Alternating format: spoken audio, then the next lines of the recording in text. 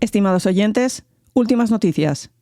Según fuentes de toda solvencia, la Izakaya ha realizado un análisis del C-drama The Legend of Zenli, la leyenda de Zenli.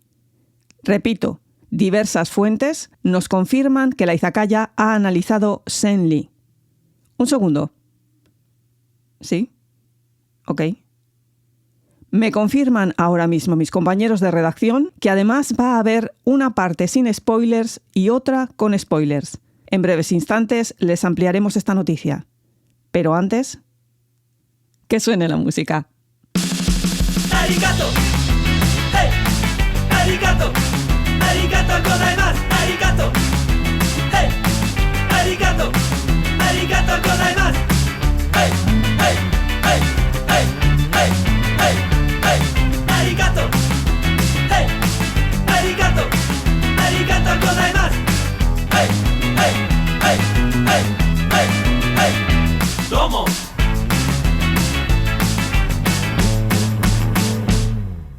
Hola gente, aquí Kitsune de Historias de una Izakaya.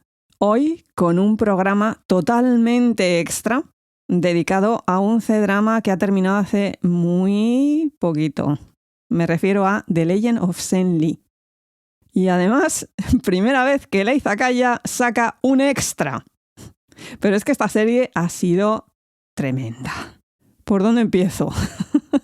Vamos a ver. Hice una encuesta en el Espájaro y la mayoría dijo que hiciera esto con spoilers. Pero como sé que hay muy buena gente que ha preferido esperarse para comenzar a ver el C-drama, voy a dividir el programa en dos partes.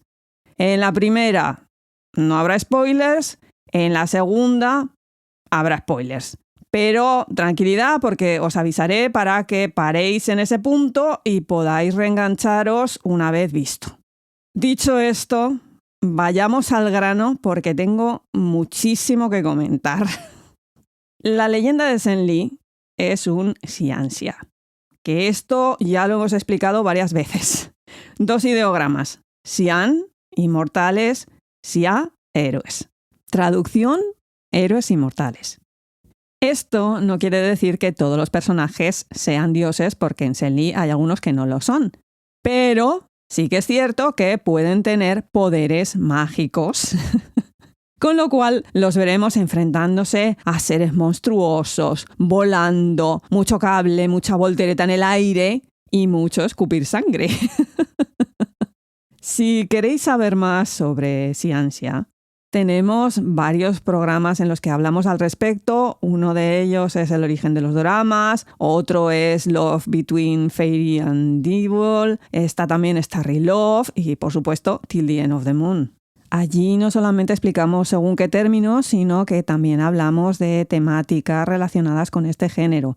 Pero es que hoy no me puedo parar a explicar mucho de esto porque lo que me interesa es hablaros de la autora de esta historia. De esta señora hemos hablado ya varias veces, porque es que me he leído dos de sus libros que luego han sido convertidos en C-dramas. Su seudónimo es Jiulu Feixiang. Perdón, mi mandarín un horror, ya lo sé. Y su nombre real es Hong Wanli, escritora de web novels y guionista de 31 años. Este tema de los seudónimos en los escritores en China ya os expliqué en alguna otra ocasión que es muy importante porque como si te metes en un lío te van a buscar, mucha gente prefiere no poner su nombre real y no les culpo. Pero bueno, esta mujer es que se hizo tan famosa que al final ya se supo su nombre, no pasa nada. Recientemente hemos podido ver un montón de sus trabajos y algunos de ellos os van a sonar. En el 2019, The Legends con Tsukai. En el 2022, Blue Whisper, que de este me leí el libro y está muchísimo mejor que el C-drama, vamos, de lejos. Además, con un montón de temáticas que también ha usado en Zenli. Mismo año, Love Between Fairy and Devil, que el nombre chino lo veréis mucho por ahí, Kan Yan Lue. Vale que todo el mundo conoce el C-drama con Esther Yu y Wang Hedi, pero que sepáis que también hubo un manhwa, que es el equivalente del manga pero en chino, y un donghua, que es el equivalente al anime. Le sigue Love You Seven Times en el 2023, que está basado en el libro Seven Times Seven Lives. De este también me leí la novela y la verdad que la adaptación fue un completo desastre. Pero me refiero a la adaptación. Luego ya, para gustos los colores, de verdad. Mismo año, Back from the Brink con Hou Ming-gao. Esta es la del tío que es un dragón, bla, bla, bla. Y por último, 2024, The Legend of Zhen Li, que la traducción en chino en realidad es Walking with the Phoenix, caminando con el Fénix, y cuya novela se titulaba The King is Here, El rey está aquí. Una traducción un poquito más libre, El rey ha llegado. Lamentablemente, en este caso, no he leído la novela por prescripción médica. Es coña. Mis fuentes me prohibieron que la leyera por lo que me había pasado anteriormente con las otras dos. Su sabio consejo fue: acábate primero el C-drama y luego léete la novela. Pero aquí ha habido una pequeñita diferencia, y es que en esta adaptación la escritora ha sido también la novelista. ¡Tará! Y se ha notado. Vaya que sí se ha notado. Porque esta mujer tiene una forma de contar las historias muy particular, con unas protagonistas femeninas muy interesantes y unos compañeros masculinos que se te llevan por delante. Otra cosa que usa mucho es lo de intercambio de cuerpos, eso le encanta. Y también hay mucho crossdressing y personajes del colectivo LGTBQ+. Pero en las adaptaciones la censura se los elimina en 0, por lo que ya sabemos. Y si no lo sabéis, tenemos un programa dedicado a cómo funciona esto en China. Buscad el que se titula Censura y propaganda en China, creo. En cualquier caso, el nombre de esta escritora detrás de una historia es siempre garantía de calidad. Lo que pasa que no siempre garantía de buena adaptación si ella no es la guionista. Yo aviso. Desde aquí os animo a que busquéis cositas de ella porque son muy recomendables.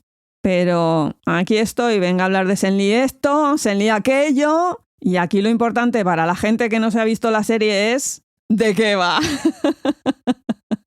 Uf. A ver, sin spoilers.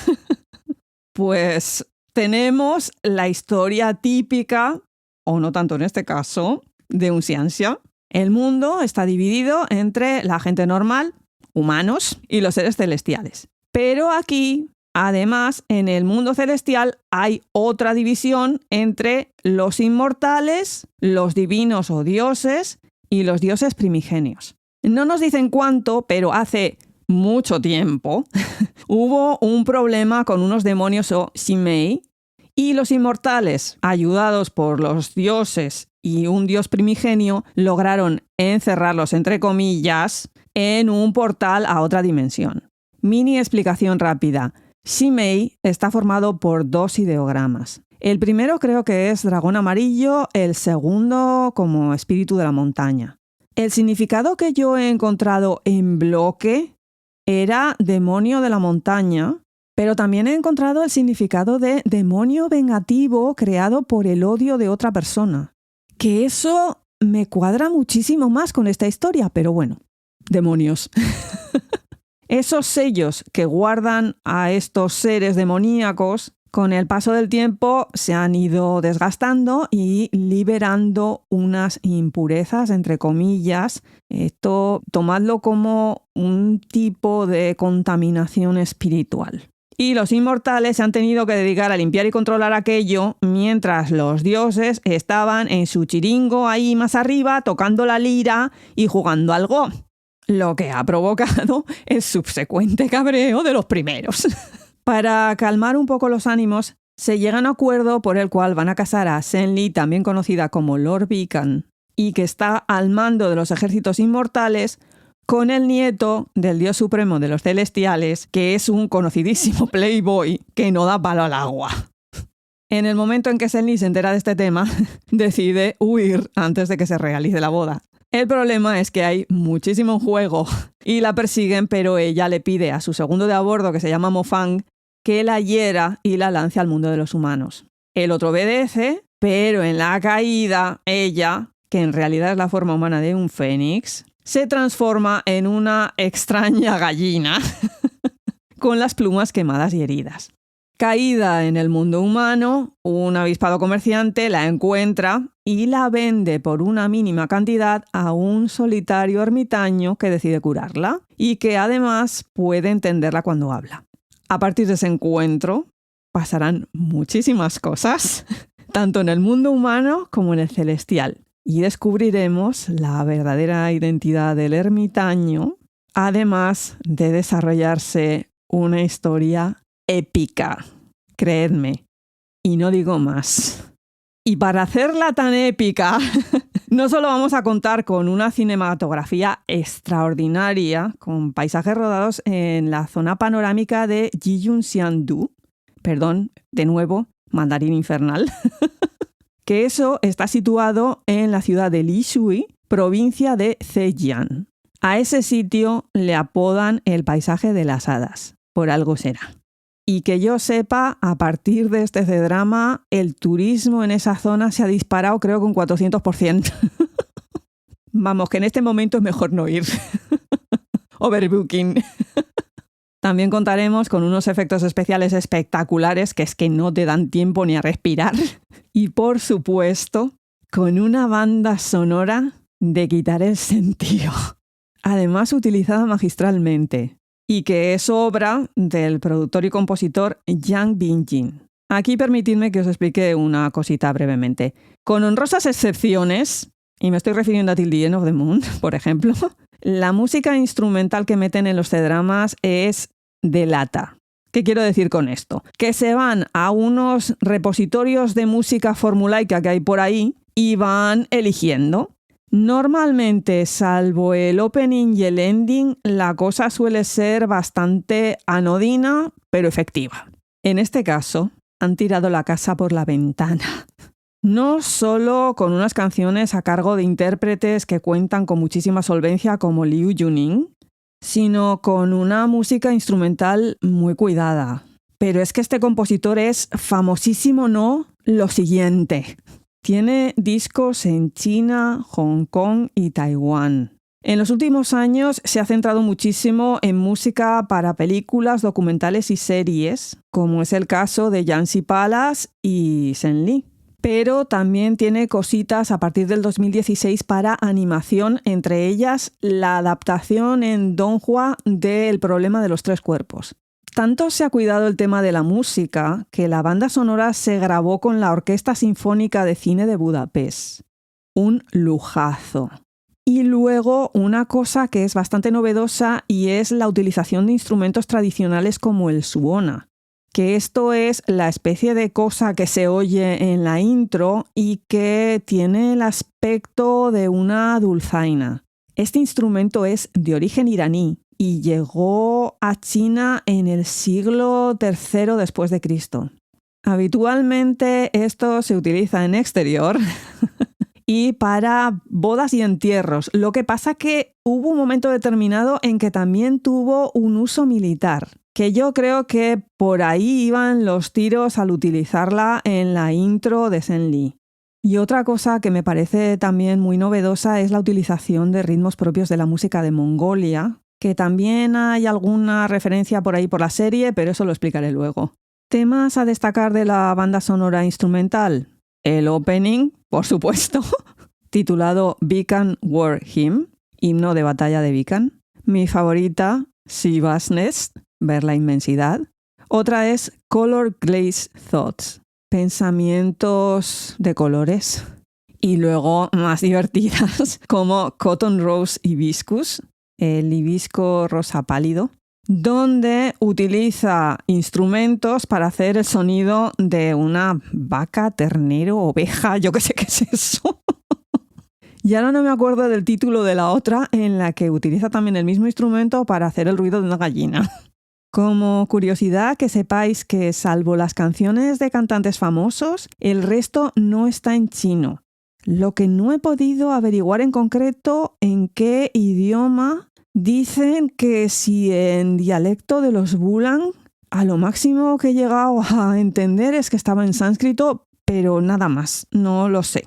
Tened en cuenta que en China hay como 1.000 millones de dialectos por ahí, casi que varían de casa a casa. En este caso suena genial y a mí me encanta, sea lo que dice y en el idioma que sea. En resumen, una gozada para los oídos más exigentes. Pero vamos a dejar a un lado los datos técnicos y hablemos de temáticas, porque en este C-drama la autora retoma muchísimos de los temas que suele utilizar en sus novelas. Aunque en mi opinión tal vez este sea su trabajo más taoísta. A ver, ya he explicado en otras ocasiones esto del taoísmo, aunque es más correcto decir daoísmo.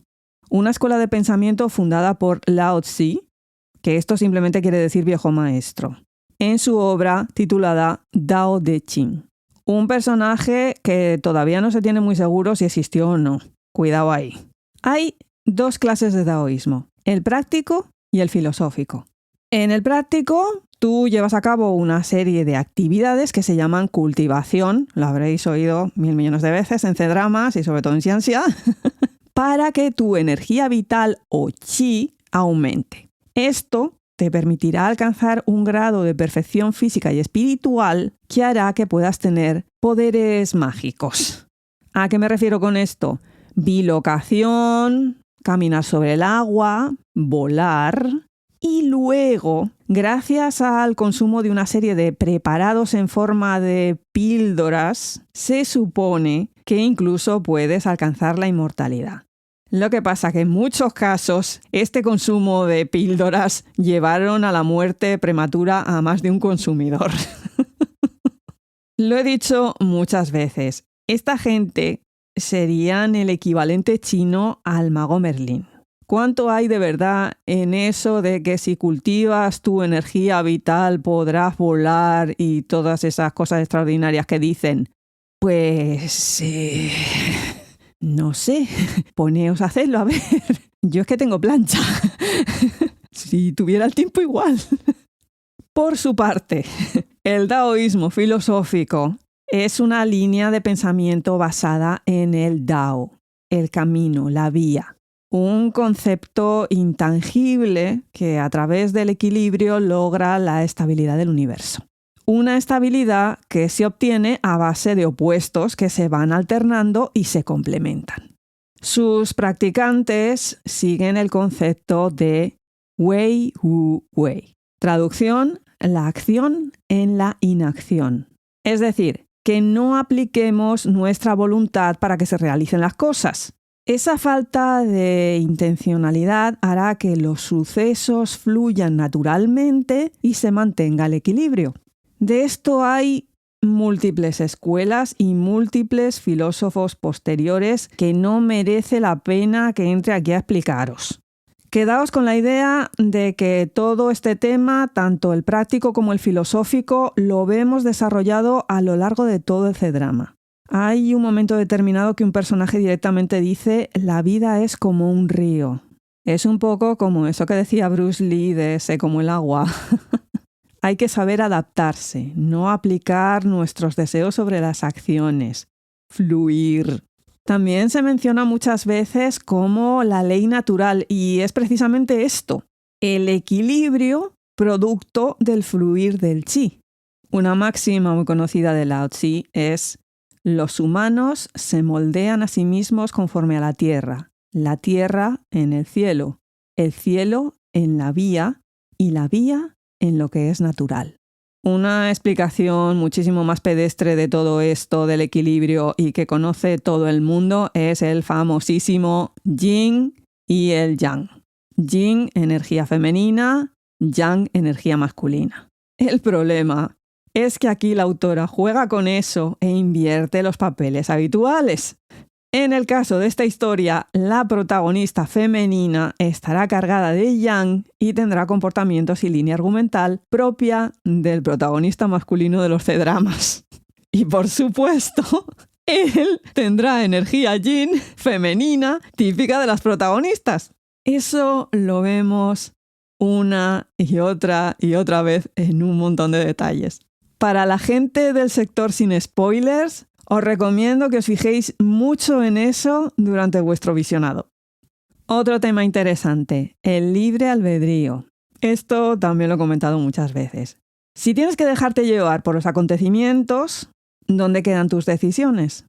¿Hasta qué punto eres tú el que toma las riendas de tu vida?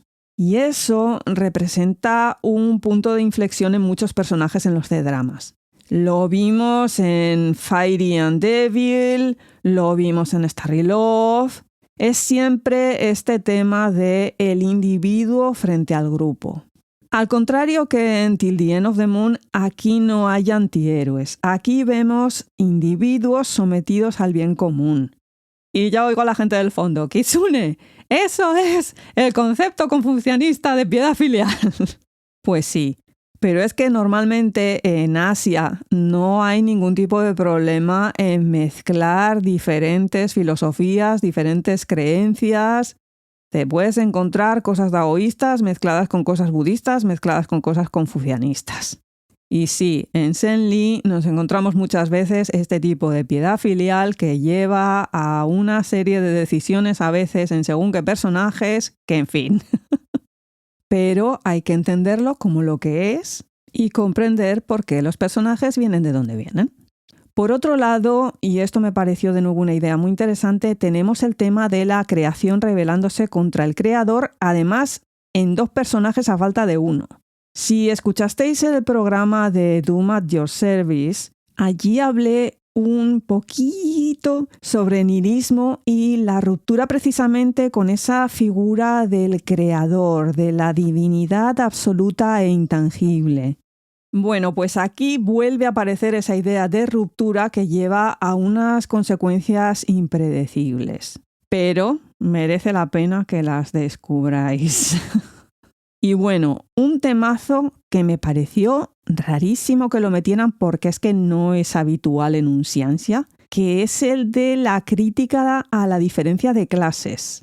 Ese cabreo de los inmortales con respecto a los seres divinos celestiales, porque los unos están a hacerles el trabajo sucio y sufrir las consecuencias, y los otros están al disfrute, las fiestas florales, el jefe de los dioses venga a pulir jade. Una metáfora de la sociedad actual en China, donde tienes una clase de trabajadores que están ahí para mantener a una élite que se dedica a comprarse el bolso de Louis Vuitton, irse de vacaciones al extranjero, tener una casa en California, que aún encima viven desconectados de la realidad del país, igual que pasa con esos dioses celestiales que no tienen ni idea de qué es lo que está pasando allá abajo, ni les importa. Algo de eso hay en la crítica que se marcaba Dong Fan Xinshan, el personaje de Wang Hedi en Fairy and Devil, pero aquí yo creo que es la versión 2.0. Y creo que lo soluciona un poquito mejor, aunque tal vez demasiada florecita y mariposita. Pero bueno, con las que les hace pasar se entiende. Y ahora sí que sí me meto en terreno spoiler, así que spoiler, spoiler, spoiler. ¿Ya? ¿Ya está? ¿Se ha ido todo el mundo? Vale. Aquí no voy a explicar la historia porque la gente que se ha quedado ya la sabe. Así que vamos al barro. Vamos al análisis profundo. Zen-Li. ¿Qué puedo yo decir de Zen-Li? Magistral interpretación de la actriz Zhao Lijin, que ya la habíamos visto, por ejemplo, en la historia de Ming Lang. Cotilleo. Se casó con su compañero de reparto Feng Xiaofeng, tuvieron un niño y luego se divorciaron en el 2021. Y el divorcio a ella le ha sentado estupendísimamente. A él no tan bien. Pero volviendo al tema, ella es la productora de la serie, lo cual explica muchísimas cosas. Este personaje es muy interesante porque cambia por completo los roles habituales del xianxia y un ejemplo de ellos es que sigue el esquema del viaje del héroe de Joseph Campbell. No me voy a meter aquí a hablar de Joseph Campbell porque sería muy largo, pero que sepáis que esto es un esquema que habréis visto repetido 1000 millones de veces, no solamente en Asia, sino también en Occidente. Esto va de la siguiente manera. Primero, la llamada a la aventura. En el caso de Zhenli, oye que te vamos a casar. Segundo, el rechazo a la llamada. No, yo no me caso. Tercero, el encuentro con el mentor, un misterioso personaje que la compra cuando ella está herida. Siguiente paso, el primer umbral o ingreso en la aventura. Durante su estancia en el mundo mortal, ella comienza una serie de aventuras. Siguiente paso, las pruebas. Regreso al mundo inmortal y empiezan toda una serie de cosas con los Shimei pa' aquí y pa' allá. Siguiente paso, descubrimiento del amor incondicional. Este es que es tan obvio que para qué lo voy a explicar, ¿no? Siguiente, tentaciones para que abandone. Es que tengo este lío con los Shimei, pero le quiero, pero resulta que es el último de su estirpe, bla, bla, bla. Siguiente, consagración o preparación final que lleva a la apoteosis o metamorfosis, donde el héroe alcanza su plenitud. Ese encierro no voluntario en el mundo de los dioses eternos, donde conoce a través de las pinturas su origen y su verdadera naturaleza. Paso totalmente necesario para que Zhenli se transforme. Siguiente, logro de la misión. Obvio, no sé, creo que ahí se deja ver eso, ¿no? Siguiente, negativa a regresar a su antigua normalidad. Todo ese momentazo en el que Xinzi ha muerto, pero ella permanece allí inmóvil y no quiere volver. Siguiente, ayuda externa para aceptar el regreso.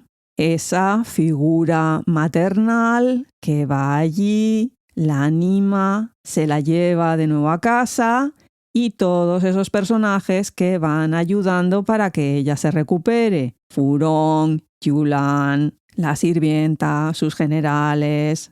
Siguiente paso, el umbral del retorno en donde el héroe acepta su nueva naturaleza. Ella, ya recuperada, va regresando a los sitios donde estuvo con Xinzi y hay un momento en que Furong le dice algo así como que no quiero que sufras más o algo así y entonces ella le dice es que yo ya no sufro. Ahí hay una aceptación a esa nueva realidad. Por último, maestro de dos mundos, el equilibrio entre lo cotidiano y lo espiritual. Momentazo en el que él vuelve a la vida y tenemos todo ese episodio de epílogo en el que ellos regresan a esa normalidad que ellos tenían en el mundo humano, pero esta vez sin perder su conexión con el mundo espiritual. Ambos han aceptado su verdadera naturaleza. ¿Qué? ¿Cómo se os queda el cuerpo? Bien, ¿no? El temazo aquí es que esto normalmente es el tío el que lo hace, no la tía. Pero es que Zhenli está cargada de energía masculina. En el epílogo ese hay un momento determinado en que él le dice es que tú eres pura energía yang, menos mal que yo soy energía yin. No lo digo yo, lo dice él. Para colmo, yendo aún más profundo y enlazando con el daoísmo, ella es un fénix, representación de un constante morir y renacer. Es el puro equilibrio del que os hablaba antes. Además, en su interior hay dos fuerzas vitales. La de su madre muerta como ser inmortal, que sería la buena, pongámoslo así, y la suya como hija de un ser creado a través del odio, que sería la mala. A todo esto, puntazo. El horno microondas que vemos que usan para crear al padre, ya lo vimos en Eternal Love, también conocido como 10 Miles of Peach Blossoms. Traducción, amor eterno, 10 millas de melocotoneros. Y es que hay muchísimas cosas en este C-drama que me lo han recordado. Pero claro, es que fue el xianxia por excelencia y la puerta de entrada a este tipo de género para muchísima gente. Si no lo habéis visto, os lo recomiendo. Antes de pasar al siguiente personaje, quiero hacer una pequeña matización. Tenéis que tener muy en cuenta que los nombres en chino, como son ideogramas, tienen un significado concreto. Kia en Discord me pasó hace tiempo un enlace que explicaba todos los nombres de los personajes del xianxia este, pero me he dado cuenta de que intentar explicar todo eso por aquí sin que conozcáis o veáis el ideograma se os va a hacer muy cuesta arriba y se me va a hacer muy cuesta arriba. Para la gente que sea excesivamente puntillosa y detallista, oye, la internet es grande, podéis encontrar esa información y seguro que fijo que lo explican muchísimo mejor que yo. Dicho esto, paso a hablar del personaje que nos interesa aquí. Shinzi. Este tío es todo lo contrario. Papelón que se nos ha marcado Lin Genshin aquí. Que yo le sigo desde que hizo el papel de 14º príncipe en Scarlet Heart, porque ahí me hizo saltar todas las alarmas. Y en lo siguiente que le vi fue en Master of My Own. Ensign Lee sabe llevar muy bien las escenas con ella y le da una dignidad y aplomo al personaje que era lo que necesitaba. Por otra parte, guapo, pero guapo a rabiar. Guapo hasta decir basta. Y se marca unos silencios cargados de todo que son gloria bendita. Que tened en cuenta una cosa, era muy complicado esto de interpretar a un personaje último de su especie y que lo ha vivido todo. Esto ya lo vimos un poquito en Eternal Love y sobre todo en su spin-off con Don Hua.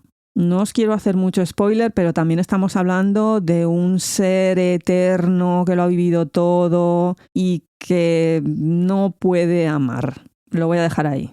Ensign Lee logra un muy buen equilibrio que si sabes de dónde viene el personaje, sobre todo con estas coñas del taoísmo, bla, bla, bla, bla, te queda mucho más claro por qué se comporta así.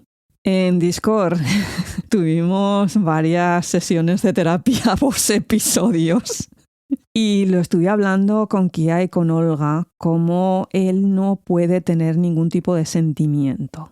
Bueno, no es que no los tenga, eso queda demostrado después, sino que no puede dejarse llevar por ellos. Tal como surge el sentimiento, lo deja ir. No es que el personaje sea frío, no es que sea pasota, no es que sea indiferente. Es que, como buen taoísta, no se apega a lo que siente. Que eso luego le pasa factura porque al no haber vivido ningún sentimiento, luego no lo reconoce bien y a veces tiene reacciones que nos parecen incomprensibles. Y aquí incluyo eso de que la encierre en el mundo celestial. Lo que pasa que ya visteis que era para 1, que ella descubriera su historia y 2, para que lograra alcanzar su forma final. Así que menos quejarse, que era todo un plan.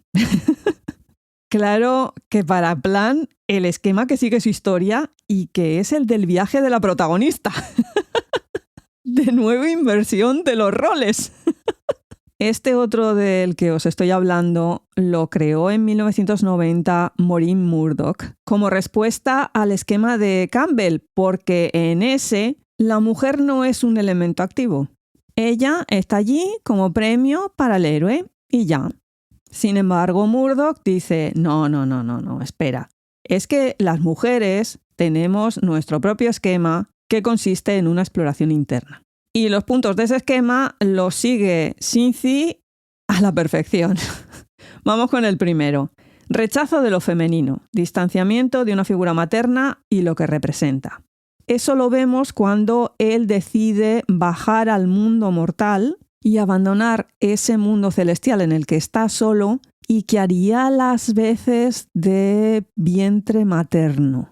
Allí no hay sentidos, allí no hay sufrimiento. Está en una especie de estado de hibernación. Siguiente paso. Identificación con lo masculino, que esto representaría la libertad.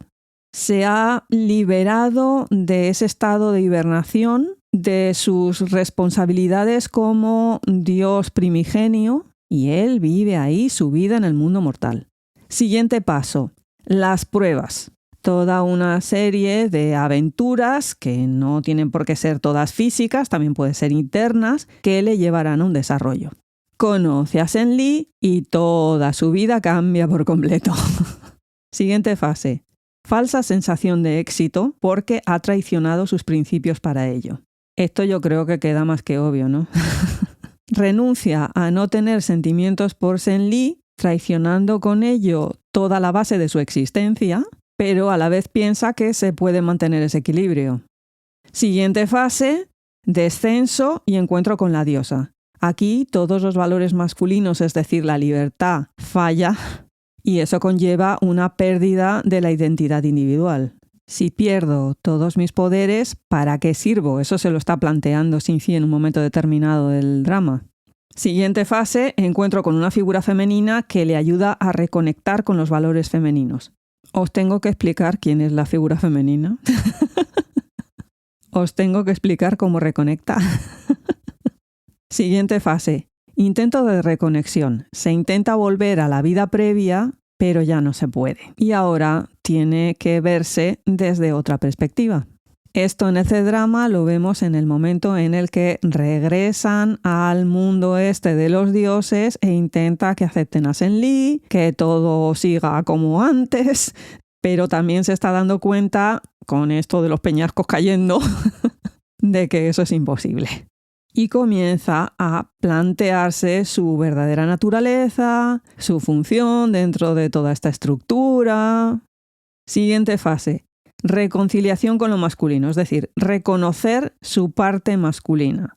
Esto lo vemos cuando él ya toma su decisión, que es: tengo que dejar ir a Sen-Li, tengo que dejar que toda esta estructura literalmente colapse. Por último, la unión, un reconocimiento de su doble naturaleza que consta de dos partes, logrando el equilibrio entre ambas. Esto lo vemos en todo ese proceso en el que está ahí en la cueva frigorífica esta, donde revive transformado y en un estado de completa aceptación. Su papel no era el importante, lo importante es el equilibrio de la naturaleza. Él, como energía yin, se complementa con el yang de ella y por fin llegan a un equilibrio. Él no está para ser el yang de ella. Ella no está para ser el yin de él. Es por eso que en ese pedazo de epílogo hay un momento determinado en el que él está en el cuerpo de ella y ella está en el cuerpo de él y hay aceptación por ambas partes. Él ante la posibilidad de poder ser el yang y ella en la posibilidad de ser el yin. Pero aunque tienen esa posibilidad, no la necesitan porque se han aceptado a sí mismos. Por lo tanto, toda la evolución que vemos en Xin-Zi es interna. Vale, tomad aire. Respirad un rato. Recoger la mandíbula del suelo. Augusto, las sales. ¿Todo el mundo bien? ¿Sí? Venga, vamos a seguir. Detalle cultural. Muy curioso que su personaje tenga como mascota, montura, no queda muy claro, un león. En mucha de la iconografía de los sabios daoístas, o están montando, creo que es un búfalo, o están dormidos sobre un tigre. También lo podéis ver a veces con los sabios del budismo zen. En el caso de los daoístas creo que es más para indicar el nivel superior de cultivación de su chi. En el caso de los budistas es para indicar que tienen el control completo de sus sentidos. Por lo tanto, es normal que en el caso de Xin-Zi tenga un león. Aparte de que también en lo que es mitología china es el animal guardián por excelencia y que es el más que un guardián del equilibrio del mundo. Temazo ahí. Pero venga, vamos al siguiente que me interesa. Mo Fan. Ay, Mo Fan. Con lo guapísimo que es, cómo nos engañó a todas. Que Kia quería montar un change.org para recabar firmas y que no sufriera. Al actor no lo conocía, Shin Yun Lai. pero habrá que seguirle. En fin, en el fondo todas amamos a nuestro emo king, nuestro rey gótico, con ese magnífico maquillaje final. Un papel que yo considero que es bastante complicado porque está entre el blandito enamorado al personaje totalmente torturado. Que vale, que el arco argumental es totalmente injusto, pero es que la historia necesitaba de este tipo de elemento para iniciar según qué desarrollos. Penita, pues sí. Lo guapo, pues también. Pero era muy difícil sacarlo del pozo donde se había metido. Bueno, donde lo había metido la escritora. Ahí había mucho second male lead que tenía que acabar así, porque es que siempre acaban así. Me recordó muchísimo, muchísimo, muchísimo, pero en blandito, al príncipe demonio de Eternal Love. Que a lo mejor fue el momento emo no lo sé. O puede que el puntazo del príncipe demonio de Eternal lo tenga también. Personaje además muy relacionado con el siguiente del que voy a hablar. Furong. Gran sorpresa de este drama.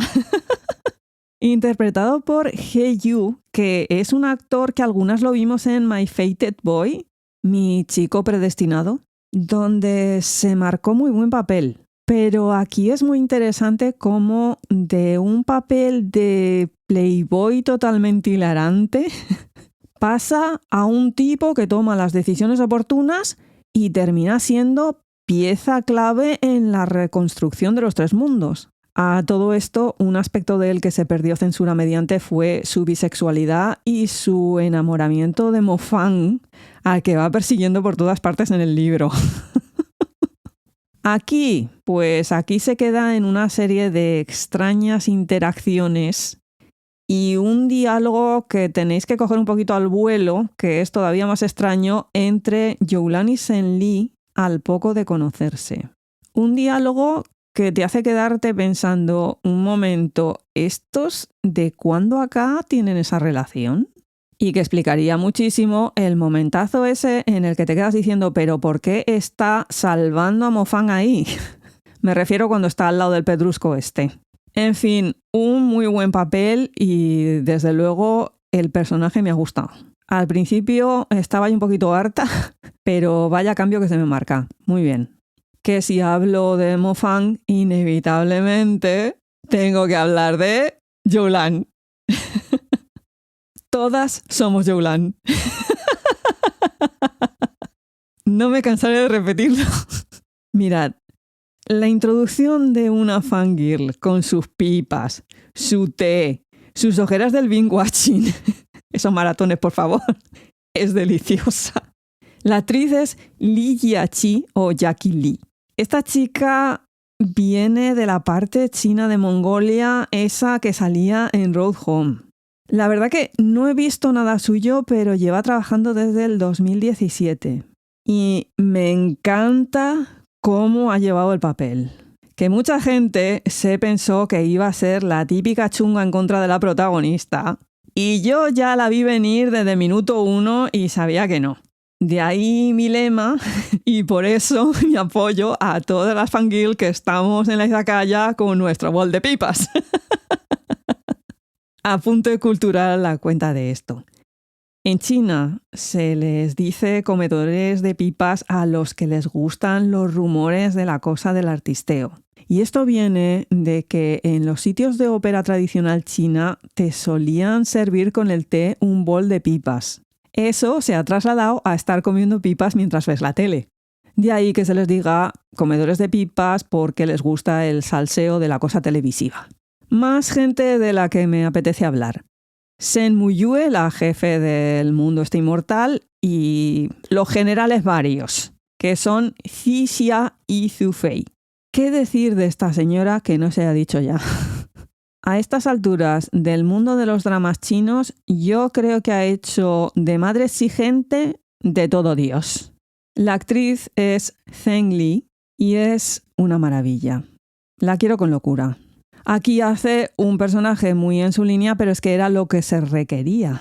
Toda esa parte del duelo por la muerte no muerte de Sen Li fue tremenda. Ese momentazo en el que ella la llama diciendo Lier, es que se te parte el alma. En resumen, muy sí esta señora.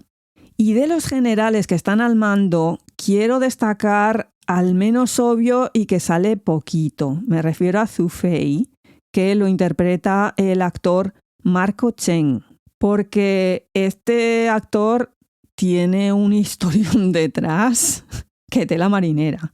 Este hombre es taiwanés y cuando estaba comenzando su carrera tuvo que viajar en coche con el director y el director de fotografía a una localización donde fuere. La cuestión es que tuvieron un accidente de coche tremendísimo, los otros dos murieron y él se quedó con unas lesiones de columna que le dijeron que no podría volver a caminar.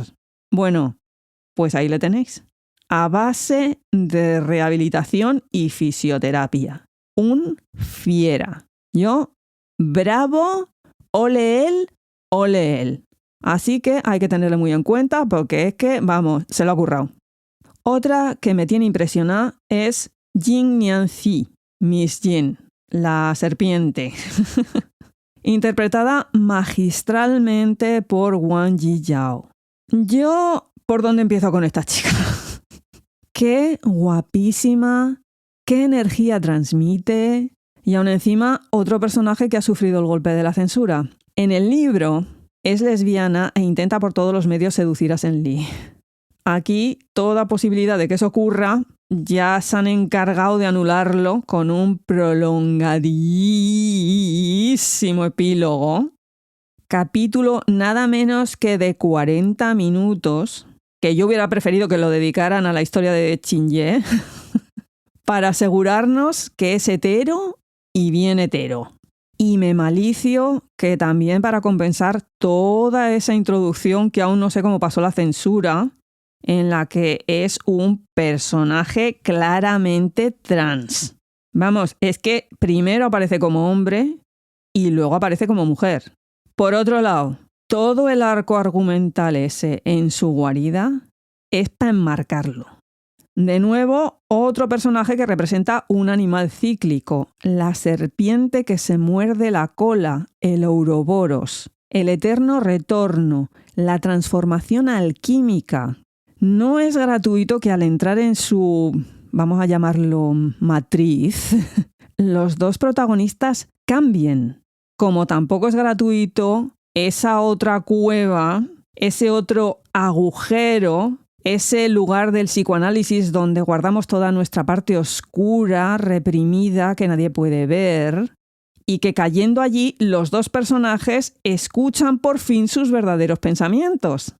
Además que, bueno, simbólicamente una cueva útero con una entrada muy particular. Esos tentáculos, esa agua, todo lo que ahí ocurre. Si os fijáis, no son atacados por nada, y eso que luego nos enteramos de que había por allí una doble de la serpiente. De nuevo, palabra alemán que yo pronuncio fatalmente. Doppelganger. En algo que entendamos. El doble fantasmagórico, el doble maligno, la sombra. Y fijaos cómo toda esa iconografía del lugar donde vive la serpiente, ese mundo entre varios mundos, se convierte en la mansión más prosaica posible durante ese epílogo. Ahí está claro que estaban arreglando, entre comillas, algo que no debió de ser nunca arreglado. Yo de toda esa parte prefiero quedarme con todo ese simbolismo de transformación y del despertar al yo interior. Nota cultural acerca de la serpiente. Primero, recordarle a la gente que una de las historias básicas de los cuentos en China es la leyenda de la serpiente blanca, de la que hay 1.000 millones de versiones. Y luego, algo que comenté por el espájaro, que es como tradicionalmente que una mujer enseñara las piernas en China es un gran no, porque eso indicaba a una malvada seductora. ¿Y qué tenemos aquí? A una serpiente que nos enseña pierna en todo momento y lugar. Es que hasta caminando le han diseñado el hanfu para que se abra. Lamentablemente, fijaos de nuevo cómo cambia de aspecto en el epílogo. En mi opinión, de esa parte de la serie, lo único bueno que hay son las pipas, el hot pot, los mai tais y las partidas de mahjong. Más chino imposible. Claro que estoy yo aquí, venga a hablar de los buenos y también hay que mencionar a los malos un poquito, ¿no? Venga, Liu Ming y Fu Sheng. Liu Ming, el tipo este que crea los demonios, para mí es demasiado por la risa de malo esa que se marca todo el rato. Y luego por no aclararnos de dónde sacó al niño este Mo Fan, porque la madre ni está ni se la espera. Que esto me hizo dudar de que no fuera otra creación del tipo este o que Mo Fan fuera hermano de Zheng Li. Pero esto fueron idas de la olla mías. Por su parte, Fu Sheng es que llegó un punto que parecía Terminator. No se iba ni con agua caliente. Pero si es el motivo por el que Mo Fan es malo, ok. Porque no podemos permitir que Mo Fan sea malo. No. Y lo he metido en el equipo de los malos, pero en realidad para mí es, por favor, Feng Lay, el padre de Zheng Li, que es el actor Su Haichao, Joe Su, que yo lo descubrí en Fairy and Devil, pero tiene un montón de papeles a sus espaldas. Normalmente es conocido por preferir personajes complicados y torturados, pero es que los borda. También hace de malo en Dream of Splendor y como cotilleo absoluto estaba también hace poco en The Legend of Zuo Hua con el ex de la que hace de Zheng Li, que ahí también Su Haichao se marca un papelón tremendo. En el caso de Zheng Li, me encanta que le hayan dado este papel. Es que le va como anillo al dedo. Ese momentazo de furia incontrolable nada más nacer. De nuevo, una temática muy en la línea del monstruo y el amor que le transforma. Y por otro lado, muy interesante la incorporación de esa incomprensión de conceptos como la muerte o la vida, que conlleva posteriormente una lección profunda de taoísmo 2.0. Mirad, para la gente que no haya entendido mi explicación previa, esas escenas son una guía perfecta. En fin, que papelón y espero seguirle viendo. Cotilleo televisivo. Parece ser que le ofrecieron uno de los protagonistas de Untamed, pero lo rechazó por estar haciendo otros proyectos en ese momento. Yo ahí lo dejo. Y por último, pero no menos importante, en mi corazoncito de fangirl, Qin-ye, protagonizado por el actor Li Zifeng. Yo quiero un spin-off ya. No me pueden dejar esa historia así. Aparte que él, guapísimo con ese pelo blanco. Voy a montar una protesta oficial delante de la productora por este agravio. Claro que primero tengo que pedir a mis fuentes que me ayuden a escribir en el cartel «Queremos más Qin-ye». Team Qin-ye con el pelo blanco. Para la gente que no se sitúe, este es el otro dios que era amigo suyo y que entonces, como parece ser que se enamoró de alguien, lo mandó todo al guano y como castigo lo enviaron al mundo mortal para que estuviera reviviendo una y otra vez la historia de amor, pero nunca sabrá con quién. Bueno, pues ese, el guapo. El armario ropero 4x4 con melenón blanco. En fin, este Xianxia es un Xianxia. Lo he escrito un montón de veces por el espájaro. Esto es Xianxia. Hacía demasiado tiempo que estábamos esperando poder volver a ver algo así. Las referencias en historia, iconografía, filosofía a otros dramas anteriores es obvia. Me refiero, y ya lo he mencionado antes, a Eternal Love, 10 Miles of Peach Blossoms, del que toma muchísimos puntos. La cueva esa helada donde le meten a él para que se recupere, eso estaba en Eternal Love. En cuanto vi la cueva dije, wow, no, ya está. Referencias a Love and Redemption y Aces of Love con esa estructura en plan mundo mortal, mundo inmortal, dioses y divinidad superior. Referencias a Till the End of the Moon con esos dioses primigenios desaparecidos por sus propios fallos. ¿Os va sonando? Y bueno, las autorreferencias a sus propias obras, como por ejemplo ese lago helado en el que está sumergida ella en Blue Whisper y la desesperación del protagonista masculino buscándola, que a la definitiva es un golpetazo de angst que te marca ahí, que bueno, eso me ha faltado en Senli en algunos momentos. Ha habido buen angst de todas maneras. Y bueno, qué decir de Fairy and Devil, con ese intercambio de cuerpos en el epílogo final y ese protagonista sujeto a un destino no elegido. Y tantas otras que no me da tiempo a mencionar aquí. Respecto al final, muy bueno y muy cercano también a Eternal Love. Es más, mis fuentes, al contarme el final, llegaron a la conclusión de que ¿te acuerdas de Eternal Love? Pues lo mismo. Palabras textuales.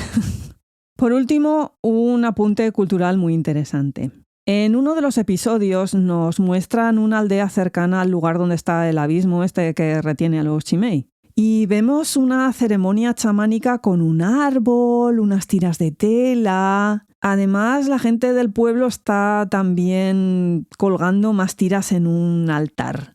Eso son 2 tradiciones de Mongolia, que ya os he comentado la influencia de dicho lugar en la banda sonora. Y lo que vemos con las telas es un ovo, O-V-O-O, también llamado aobao. Esto es un altar de sacrificios con la forma de montículo terminado en unas ramas, en este caso es con un árbol. Pero bueno, que también pueden ser solo las ramas. En estos sitios se celebran ceremonias rituales oficiadas por los chamanes que visten unas máscaras y trajes parecidísimos a los de la serie. Además, ceremonias que se acompañan con un tambor que sirve para llamar a los espíritus de los ancestros. Todo este chamanismo, tened en cuenta que también está muy mezclado con una rama del budismo tibetano que se practica en Mongolia. Me parece un detalle interesantísimo y una forma de incluir otra serie de cosas culturales que son de China pero no son de China. Y para que nos vayamos dando cuenta que en ese país existen muchísimas realidades y muchísimas culturas. En fin, ya veis qué lujazo de serie, todo el juguillo que se le puede sacar. Y a la definitiva, que esto es ciencia. Y como esto es un especial extra súper ferolítico, estaría bien que se apreciara el esfuerzo dándole al botoncillo de seguir o suscribirse. Y si ya lo hacéis, corazoncitos, estrellitas o pulgares hacia arriba. Si tenéis interés por escuchar otros programas, estamos totalmente localizables en nuestra página web, historiasdeunaizacaya.com. Allí además hay enlaces a nuestras redes sociales, el canal de Discord, totalmente terapéutico para todas las Youlan, y nuestro canal de YouTube. Si sois del sector este de redes sociales no, sin ningún problema, tenemos un email, historiasdeunaizacaya@gmail.com. Y sin mucho más que añadir, cuidaos mucho, gente. Jane.